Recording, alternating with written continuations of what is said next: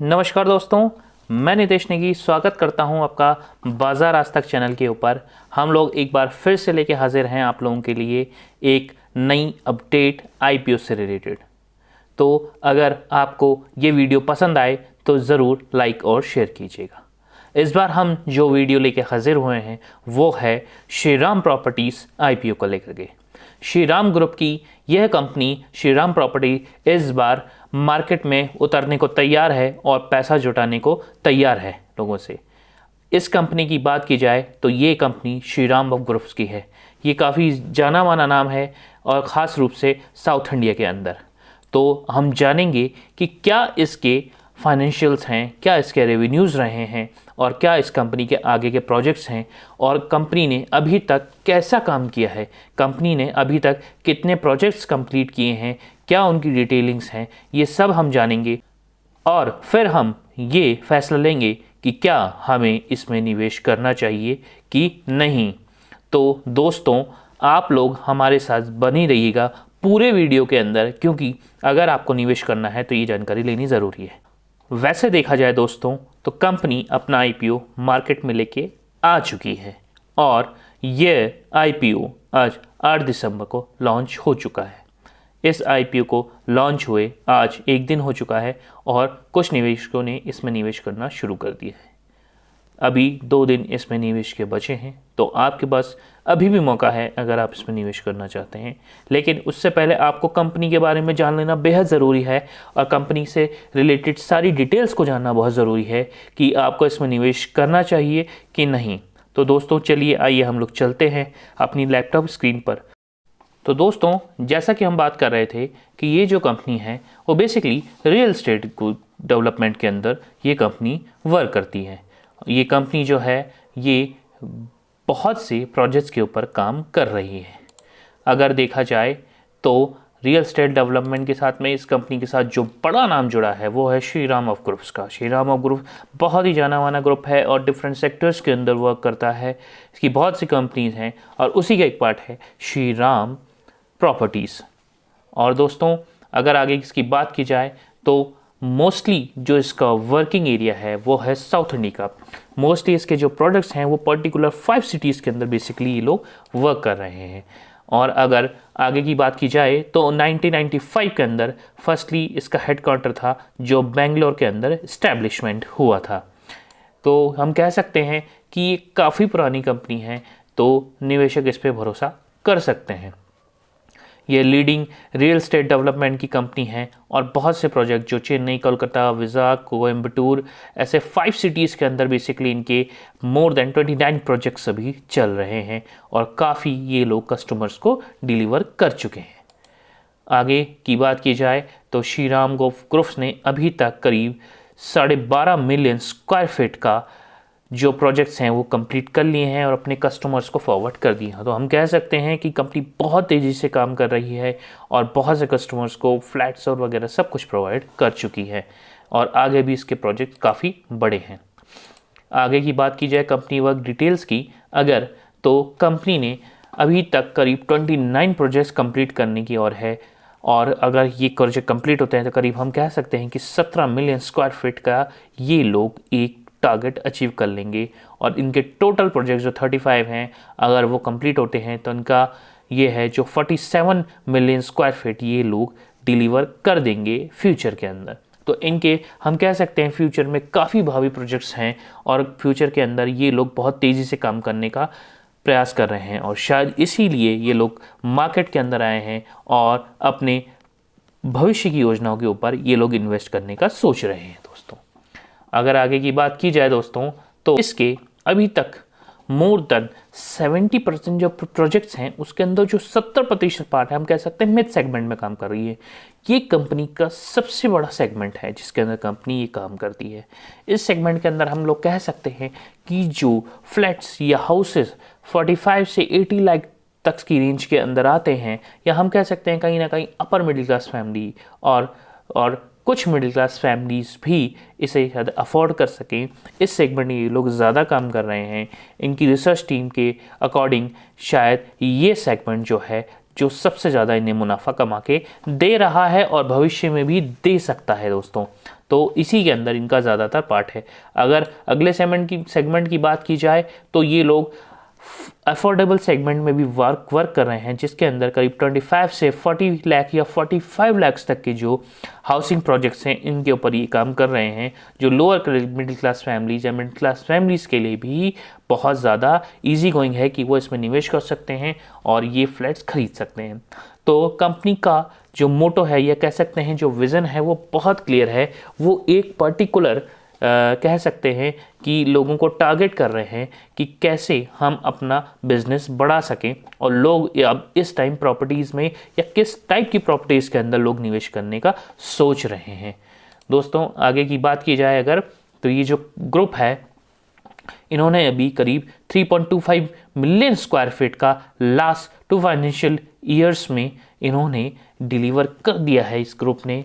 और आगे भी जैसा कि हमने पहले भी देखा कि ये लोग करीब बहुत ज़्यादा 12.5 मिलियन स्क्वायर फीट से लेकर करीब 17 मिलियन स्क्वायर फीट तक ये लोग डिलीवर करने का प्लान कर रहे हैं। तो हम कह सकते हैं कंपनी का जो वर्क है वो बहुत तेज़ी से चल रहा है। इस टाइम बस कंपनी को पैसों की शायद ज़रूरत है, इसलिए वो लोग शेयर मार्केट के अंदर उतरे हैं।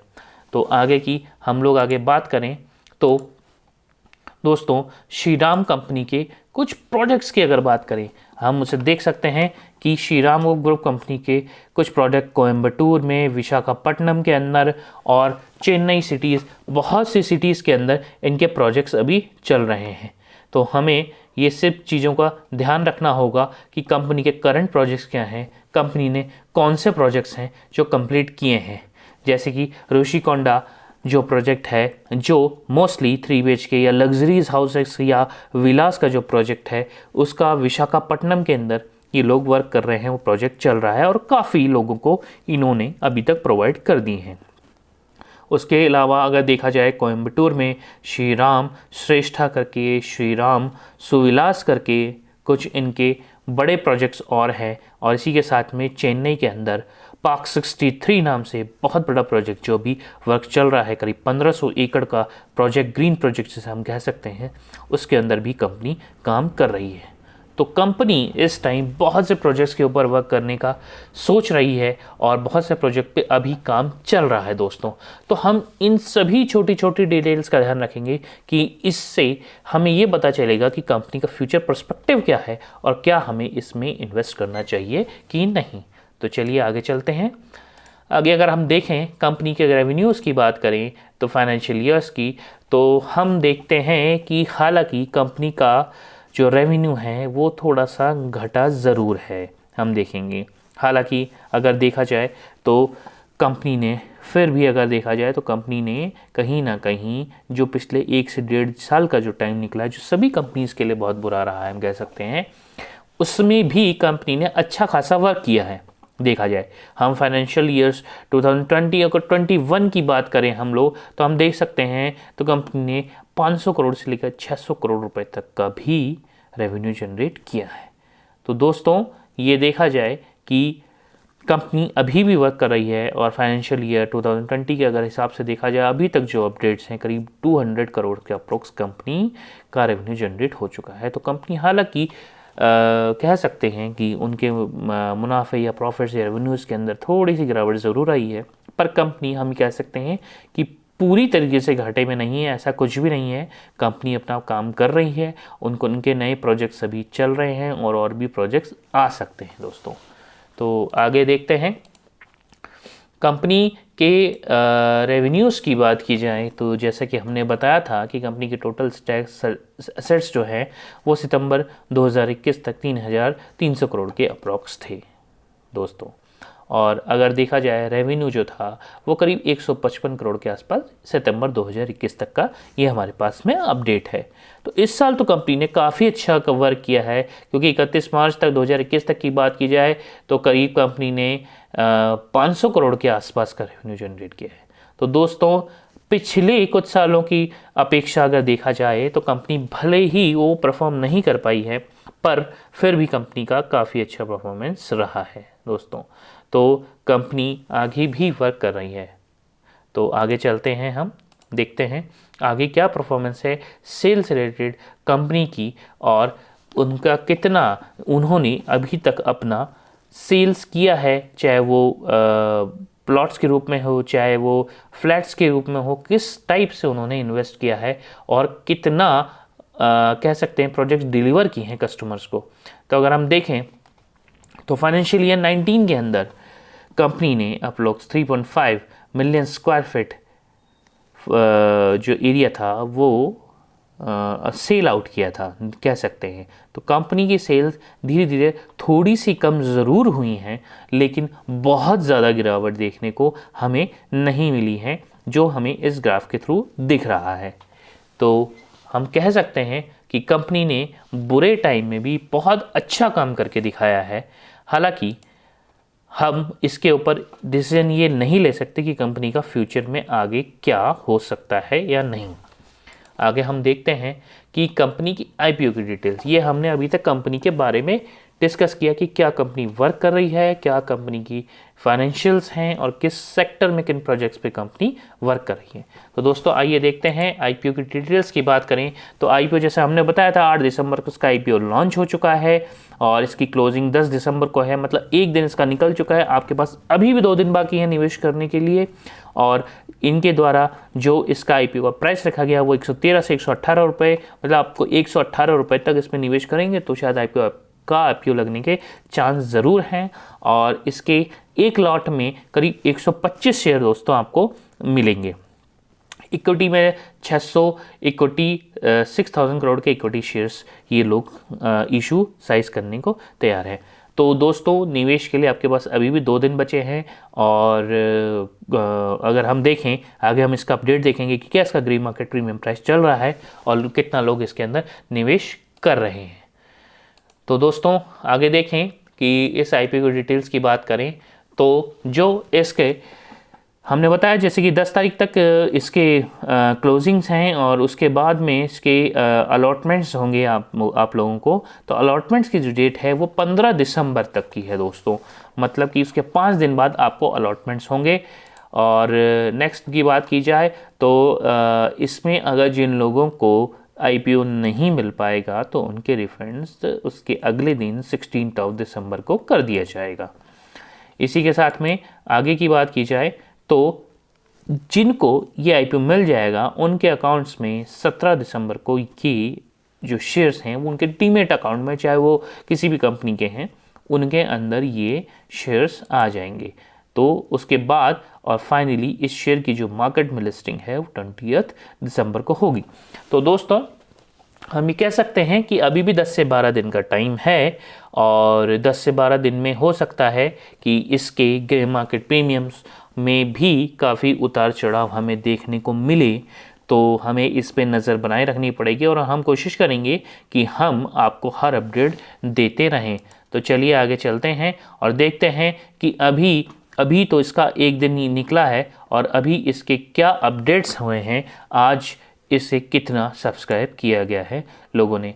तो दोस्तों QIBs की बात करें तो इसमें QIBs ने 0.00% का निवेश दिखाया है, मतलब हम कह सकते हैं कि बहुत ज़्यादा निवेशकों ने इसके अंदर इंटरेस्ट नहीं दिखाया है दोस्तों। और NIs ने 0.08 टाइम्स ही इसमें इन्वेस्टमेंट किया है। तो हम ये कह सकते हैं कि बहुत ज़्यादा इसमें निवेश अभी तक नहीं आया है। रिटेल निवेशकों द्वारा ज़रूर हम ये कहेंगे कि 3.98 टाइम्स इसके अंदर सब्सक्राइब किया गया है। तो कहीं ना तो दोस्तों इसके अंदर देखा जाए तो रिटेल निवेशकों ने अभी तक 3.98 टाइम्स इसे सब्सक्राइब किया है। तो कहीं ना कहीं रिटेल निवेशकों ने इसके अंदर रुचि दिखाई है और अगर आप इसमें निवेश करना चाहते हैं तो हो सकता है आने वाले 2 दिनों में इसके अंदर हमें तेज़ी देखने को मिले, क्योंकि हालांकि हम ये देखते हैं कि अधिकतर जो शुरुआत के 2 दिन हैं उसके अंदर निवेशक बहुत ज़्यादा निवेश नहीं करते। आखिरी दिन बहुत ज़्यादा हमें तेज़ी देखने को मिलती है और हमें ये भी पता है कि आखिरी के 2 से 3 घंटे के अंदर बहुत ज़्यादा लोग निवेश करने का प्लान करते हैं। तो दोस्तों हमें इन सब चीज़ों का ध्यान रखना पड़ेगा और देखना पड़ेगा कि इसके अंदर आगे क्या तेज़ी चल रही है। तो टोटल अगर हम देखा जाए तो 0.75 टाइम्स अभी तक सब्सक्राइब हुआ है। हालांकि ये बहुत ज़्यादा अच्छा नहीं है, बहुत ज़्यादा लोगों ने इसमें इन्वेस्ट नहीं किया है और इसका GMP है जो 9 से 11% के आसपास चल रहा है। अगर इसमें कल तेज़ी नहीं आती तो हमें इसमें आगे के दिनों में गिरावट देखने को मिल सकती है। तो कल हो सकता है हमें इसमें दूसरे दिन तेज़ी देखने को मिले, तो आप लोग ज़रूर इस पे अपडेट बनाए रखिएगा। तो अभी देखा जाए तो 118 रुपये के आसपास इसमें जो है इसका प्राइस रहा है 15 रुपये के आसपास में, या 15 से 18 रुपये के आसपास में तेज़ी देखने को मिली है मात्र। तो करीब 133 रुपये या 135 रुपीज़ के आसपास आपको इसमें अभी करंट टाइम में जो इसका अपडेट है उसके अकॉर्डिंग आपको मिलने की संभावना है। हो सकता है आगे भी ये बढ़े, और अगर बढ़ता है तो हो सकता है कि आपको इससे ज़्यादा का मुनाफा हो। तो दोस्तों ये आज हमारा इस IPO के ऊपर पूरा इन डिटेल्स था। हम आगे भी आपको डिटेल्स देते रहेंगे कि क्या इसका IPO का अपडेट है, क्या इसका GMP है। तो दोस्तों जैसा कि हमने IPO का पूरा डिटेल देखा और हमने देखा कि लोगों ने अभी तक तो इसमें बहुत ज़्यादा निवेश नहीं किया है, बहुत ज़्यादा से सब्सक्राइब नहीं किया है, लेकिन अभी 2 दिन बचे हैं निवेश करने के और बहुत से लोग इसको सब्सक्राइब कर सकते हैं। तो आप लोग हमारे साथ बने रहिए आगे, और अगर आपको ये वीडियो पसंद आए तो ज़रूर इसे लाइक और सब्सक्राइब कीजिएगा और कमेंट बॉक्स में ज़रूर बताइएगा कि हम इसे और कैसे इम्प्रूव कर सकते हैं। आपका जो कमेंट है वो हमारे लिए बहुत महत्वपूर्ण है। और अगर आप चाहते हैं कि आप फाइनेंशियल अपडेट्स लें और आगे भी फाइनेंस रिलेटेड जानकारियों में अपडेट रखें, चाहे वो IPO से हो, चाहे इंश्योरेंस से हो, चाहे बैंकिंग से हो, चाहे वो क्रिप्टो करेंसी से रिलेटेड हो, तो हमारी वेबसाइट पर ज़रूर जाइएगा bazaarajtak.com, जिसका हमने नीचे डिस्क्रिप्शन दिया है, लिंक में भी उसका डिस्क्रिप्शन हमने दिया है। और आपको पसंद आता है तो ज़रूर सब्सक्राइब कीजिएगा और आगे भी हम आपसे जुड़े रहेंगे। तो मिलते हैं हम अपने अगले वीडियो में अगले अपडेट नए IPO के साथ और पुराने IPO की अपडेट्स के साथ में। तो दोस्तों मिलते हैं अगले वीडियो में। जय हिंद, नमस्कार।